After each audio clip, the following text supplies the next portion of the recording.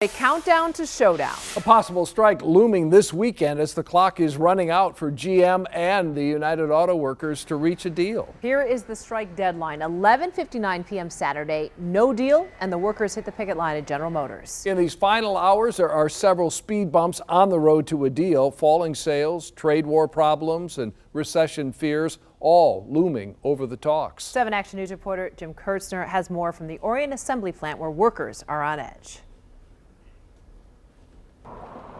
Yes, they are. There have been strikes against General Motors by the UAW. Some of the strikes have lasted several weeks, some only a couple of days. We ready to strike. We're together. Okay. We're going to strike. We're going to do what we have to do. Back in March, GM CEO Mary Barra came out here to the Orion Assembly Plant to announce a $300 million investment for production of electric cars.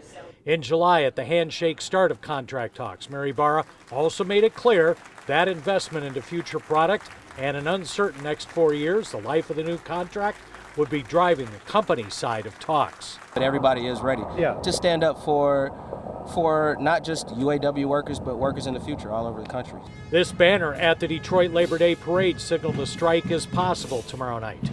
Workers would get $250 a week strike pay.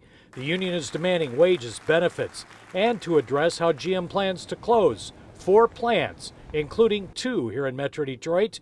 Most analysts are predicting a strike as both sides have dug in. I believe there's going to be a strike. I don't think it's going to be a short one, i.e. it's not going to be a few hours or just a few days. This is going to go on for several weeks. Another factor raising the stakes even more, the growing federal investigation into corruption inside the UAW.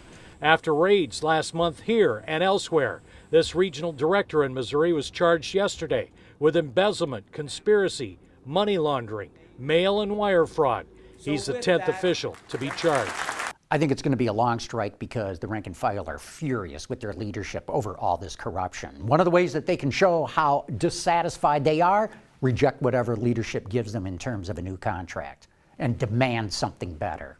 Coming up next hour at 6, a closer look at this federal case. Could they be getting closer to UAW President Gary Jones? Is he the next one to be charged? And also for these workers, the next step, 11:59 tomorrow night. They could go on strike, they could continue talks downtown, or there could be a tentative agreement. In Orion Township, Jim Kurtzner, 7 Action News.